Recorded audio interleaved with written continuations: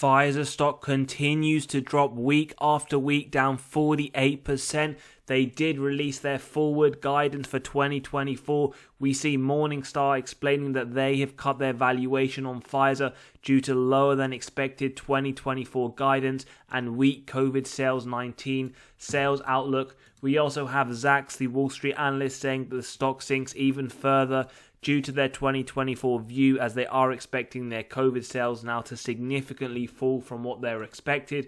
And we have articles explaining why the 2024 downgrade has Wall Street very wary of Pfizer stock. Now, there is a lot to uncover in today's episode, as well as a dividend increase by this company. Is this a generational buying opportunity, or is Pfizer one we should be releasing from our portfolios?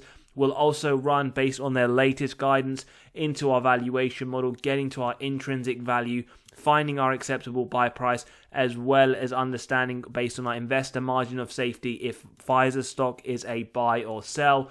And as always, we also will take a look at their dividend safety and some very important financial metrics, as well as their earnings and other important information. Down 48% year to date. That is incredible. Nearly half of their market cap has disappeared. It is pretty much trading at its 52-week low. You could have snagged it at around $25 or just over $25 last week, and it now yields around 6.31%. Now, if you have been holding this company over the last 10 years, you would be down, even without those dividends reinvested, 9%. And we do see it hit its peak towards the back end of 2021 at double, or more than double, in fact, the current trading price at around $60. So is this a generational buying opportunity, or is this a company that seems just to be falling and we should avoid with a potential dividend cut coming? Let's find out, as we do have dividend news. So in terms of the income statement, on the top line, what we'd like to see, 3 to 7% growth year on year. Now, 41 billion was reported in December 2018. And we see in December 22, 100 billion was reported. So over the last 5 years, they have increased their top line by more than double. And on a more granular level, what we do in fact see a very minimal movement between 2018 to 2020. Then we have COVID, where we see their top line double, and then it increased even further into 2022. And now with the trailing 12 months for December 23 showing us that we do expect a significant fall from their December 2022 essential top line. And do click that subscribe and bell button so you are notified when we do release the latest earnings and we do run through that. So overall, yes, they are increasing, but in terms of December 2023, we are expecting a huge drop. Now, in terms of the story on the bottom line net income, well, 11 billion in 2018, 31.4 billion in 2022. So nearly 3 times growth on that bottom line. But again, a few things to point out granularly. They did increase their bottom line to 2019 before falling and then increasing all the way to 2022. But again, their trailing 12 months shows us that they are expecting for December 23 to be a significant drop from December 2022. And we can see from their forward guidance, when we will discuss now, that they are expecting 2024 and 2025 to be not as strong as they were expecting. Now, in terms of the strength of this company's balance sheet and the health, well, total cash versus total debt, 19 billion of cash and short-term investments in 2018. Latest quarterly report sitting around 44 billion, and we have talked about this in the later episodes, in fact, on Pfizer, that essentially they are looking to acquire a lot of companies, and they have now done this, and we can touch upon that very shortly. So 44 billion worth of cash sitting on that balance sheet. Total debt, numerically and directionally, how does that compare? 42 billion in 2018, 64 billion in their latest report. So they are sitting on a lot more debt than they did 5 years ago. In fact, around 50% more. So this is a company that does have a fair amount of debt, which is increasing, but we have also seen their cash position increase quite substantially over the last 5 years. And we'll touch upon that shortly in the dividend safety and net debt to EBITDA metrics. Total return, well, this also shows us not only the performance of Pfizer versus the industry, but the industry as a whole. Pfizer is down around 46%, the worst performing in the industry, and we really only see one company in this sector that has had a positive return year to date, STZ, up 35%. Now, when we extend that over the last 5 years, we see Pfizer again, the worst performing, down 21%, but in fact we see all the other competitors, in fact, up a fair amount, with AstraZeneca up 93%, ZTS up 140%. So it isn't an industry-wide thing, just Pfizer has had a very poor performance. Now, as always, do remember past performance is never an indicator for the future. Now, very quickly, just to note, Pfizer did in fact increase their dividend by 2.4% last week, and we can see that cash dividend is now payable of 42 cents per share on January 26th, 2024, and this will be the 341st consecutive quarterly payment. So as we can see, 2.4% growth in 2023, and we'll touch upon their dividend growth history shortly. Now, in terms of what the institutions are doing, it's something we like to always take a quick sneak through our analysis. 68% institutional ownership, 11 billion worth of sales by these institutions over the last 12 months. Same period, around 96 billion of buying. So institutions, two things to note here. Yes, over the last 12 months, they are buying significantly more than they are selling, with the largest buy in Q2. But in terms of more recent period, just Q3 of 2023, we see in fact slightly more selling than buying. So a few things to note there, and always remember, never copy what the institutions do and always do your own due diligence. So how exactly did Pfizer perform over the year in terms of their analyst estimates and their earnings? Well, they beat on the earnings per share in Q3 of 23. Bear in mind that they did in fact have a negative expected EPS, and whilst they did have a negative report of 0.17, it did beat the negative expected. They did miss slightly on their top line revenue. If we go back to Q2, the same story, beat on EPS, miss on revenue. When we go down to Q1, they in fact had a double beat.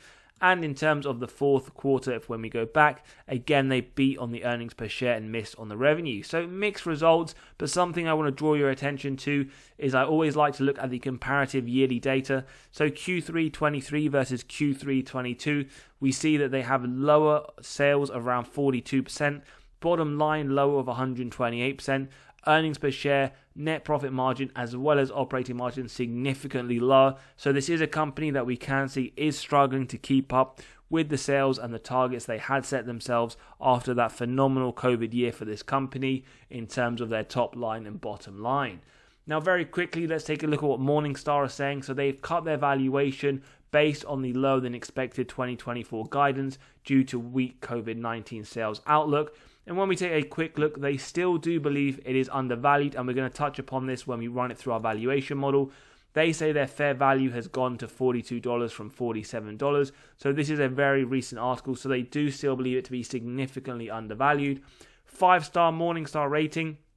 For those that don't know, for Morningstar, in terms of their valuation, 5 being the most undervalued and 1 being overvalued, they do believe it to have a wide moat as well. So what we can see is that essentially Pfizer's guidance included COVID-19 product guidance of $8 billion, which was $5 billion lower than the expectation. So this has come in significantly lower, as well as management saying that they are unlikely to hit their previous guidance of 6% growth for 2020 to 2025, excluding COVID-19 products. So something just to bear in mind there. And we can see here pretty much what we just mentioned. The stock falls on weak 2024 view as COVID sales fall. And finally, this article, we see that Pfizer has been downgraded by Wall Street, has got a lot of essential investors and institutions slightly nervous in terms of the future of this company, how they are going to move forwards, as well as what's in their pipeline. So let's jump into the dividend safety. We have a score of 75, so it is still safe. Market cap 150 billion. It is a mega cap company. Now, very quickly, for those that like to see recessionary metrics, they in fact cut the dividend during the 07-09 recession. Above average growth of companies in the S&P 500 with negative 6%. Remember, the S&P 500 had around negative 13% sales during the recession, and they did still beat the S&P negative 45% versus the S&P's negative 55% return. Now, 2.4%, in my opinion, very mediocre. You aren't getting that 4% I always advocate on the channel to keep up with inflation. Last 5 years at 5%, okay, not too bad, bearing in mind you are getting a forward yield of 6.31%. So at least over the last 5 years, you would be keeping up with inflation, if not slightly higher. And over the last 20 years at 6%, again, not bad. It is important to understand the type of companies you are investing in. And one thing to note with Pfizer, they have been paying increasing dividends over the last 12 years. Now, Dividend yield theory, for those that are new to the channel, states that the company is undervalued when the current yield sits above the 5-year average. So we have our first sign of undervaluation, but do bear in mind we're not looking at any of these models in isolation, and we draw our conclusions towards the end of the episode. Forward P, however, sitting above the 5-year average at 17.2 versus 12.1, and we see the sector P pretty much in line with Pfizer at 17.1. Now, taking a look at the free cash flow payout, for those that are new, we ignore earnings. It is susceptible to manipulation by management through accounting. We focus on the free cash flow payout. Personally, below 60% for the majority of the companies, as I believe that means there's room for management to offer those double-digit increases we love to see. Last 2 years, now we do see very nice below 60%, around 34 and 29. Last 12 months, trading 12 months, is expecting to be over 100%. What does that mean? Well, I do say that is a red flag indicator, because when it is over 100%, it means that management are paying more in dividends than they are generating in free cash flow. So something just to be aware of, although 2023 is expected to come down to 62%. Free cash flow per share, just do note one thing here now. Yes, it has been increasing over the last 10 years, 238 to 464, but note, without their COVID bump that they had in 21 and 22, it had been pretty flat over the last 10 years. 2023, in fact, is expected to go even lower than their pre-COVID number, although 2024 is expected to go slightly higher, but still, if you look over the last 10 years, pretty flat. So just bear these things in mind. Again, sales growth, if we remove the 2 COVID years, their top line hasn't really been going anywhere, and you could argue failing to keep up with inflation. And we can see the last 12 months expecting to be a drop of around 30% to their top line. So a lot to consider for investors. Total sales numerically then, well, it has gone from 52 billion to 100 billion, although note 2023 expected 68.5 billion. Shares outstanding, so they do share buybacks. We do see them buying back shares, which essentially means they are returning excess cash to investor pockets. 6.9 billion in 2013, 5.73 in 2022. But do note, up to 2020, they did start issuing shares. So if you did start buying Pfizer at 2020, your position from that point on would have been diluted as a shareholder. Now, ROIC, I always say 10% or more personally for companies I invest in. It means management are able to effectively allocate their capital. The last 2 years, I personally would exclude from this. It is double digits. It is COVID era. You could argue that effectively without this, we would still be seeing what we have pre that data. So 2023, we do see it expecting to drop even lower at around 5%. So there is a lot to understand here, and we will discuss this in the conclusion in terms of our final thoughts. Operating margin now before 2023, very nice to see. Very inconsistent, but above the 12%. 2023, it is expected to come down to 11%, so that is slightly lower than what we like. Same with the free cash flow margin, although even though it is expected to drop, it is still above that 5% minimum we target. Net debt to EBITDA shows us two things: the strength of the balance sheet, as well as effectively the dividend safety. This shows us the number of years it would take the company to pay off all of their debt net of cash on hand. 0.41 years in 2022. In 2023, it is expected to go up higher, but still below that 3. So that dividend does look to be very safe, as well as effectively a decent balance sheet. Now, that was Pfizer in terms of the financial metrics. Now, in terms of the valuation, as always, if you're enjoying the content and value is being provided, smash that like button, hit the subscribe and bell button so you are continually notified of these videos as they drop. And if you do want to grab a copy of the valuation model we're about to jump into to get to the intrinsic value and acceptable buy price of companies in your own portfolio, do click on that pinned comment below. So let's jump into the first model. We have Graham's valuation. We have the stock ticker PFE. Earnings per share at 1.8 with the growth rate forward looking by analysts at 12. Current yield on AAA corporate bonds at 4.6, giving an intrinsic value of $33. Now, when we take a look at the current trading price, that is some nice upside to the current value, but it is within that 52-week range, so we do see signs of undervaluation. As always, though, do bear in mind we're not looking at any of these models in isolation, and we'll draw our conclusions towards the end. We then have the multiples valuation model. Companies in a similar sector and size, we have their PE multiples. We get the average multiplied by the earnings per share of Pfizer to give a stock price of $35. Again, very similar to the previous model. Nice upside to the current trading price, but it is still within that 52-week range. We then move on to the third model, which is the dividend discount model. Now, we have lowered this growth rate from the previous models due to the forward guidance to around 3.25%. But as always, if you grab a copy of the model, you can always play around with these numbers. based on your own investment thesis and beliefs. This still gives a DDM price showing some nice upside of $36. As we can see, again, upside to the current trading price, but within that 52-week range. We then move on to the final model, the DCF model, where we have the free cash flows year on year. Average growth rate of 12%. Now, forward-looking, analysts are expecting this to decrease. We have gone slightly more pessimistic than what analysts believe. And in conjunction with our discount rate, we get the present value of future free cash flows and terminal value. Add together with the cash, subtract total to get to the equity value. Divide by the shares outstanding to get a DCF price of $40.50. Very similar to the previous models. Lots of upside to the current trading price, but below that 52-week high. Now, the intrinsic value is essentially the average of these four models that we have just run through in today's episode. And for Pfizer, this is coming to $36. Now, as always, if you're enjoying the content and values being provided, don't forget to smash that like button, hit the subscribe and bell button. And if you want to grab a copy of this model, do click on that pinned comment below. So we start off with 10% if we believe it has a wide moat, strong financial metrics, good forward-looking data. If you believe that for Pfizer, the acceptable buy is $32.45. At 15%, it's a buy up to $31. At 20%, up to $29. And at 25%, still a buy up to $27. So pretty much right now, we believe you're getting around a 25% margin of safety on Pfizer.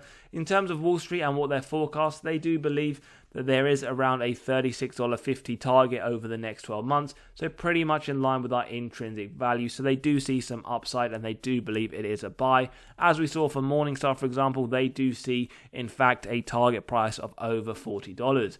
Now, personally, my thoughts on Pfizer moving forwards, it isn't one that I will be adding to the portfolio, although if it does come even lower, then it may be one I revisit. But for now, I do prefer to look at more quality companies in the sector. We have UNH, United Healthcare, we have ELV, Allegiance Health, Johnson & Johnson, lots of these which I do believe to be strong companies. Now, this is one that could start to increase over time. However, for now, I would personally stick with higher quality companies. But do let me know your thoughts below. Is this one that you do believe will continue to suffer with that COVID demand becoming weaker and weaker, which I personally do believe, and it will affect this company moving forwards. Also, another thing that isn't too great with this company, in my personal opinion, is the fact that we do see their very weak dividend growth, around 2.4% this year. We do see their very high payout of over 100%. So these are personally for me some red flag indicators that I would stay away from Pfizer, and I would expect over the next 12 months for them to do a dividend cut or to maintain that dividend so they can sort out their balance sheet as well as their order book moving forwards in terms of what is in their pipelines. As always, drop your thoughts below. Let me know your thoughts and comments on Pfizer moving forwards, whether it's one you're looking to add or sell, or even just hold. If you've enjoyed the content, smash that like button, hit the subscribe button and bell button so you are continually notified of these videos as they drop. And finally, if you do want to grab a copy of the valuation model to get to the intrinsic value and acceptable buy price of companies in your own portfolio, then do click on that pinned comment. As always, have a great day and catch you all on the next episode.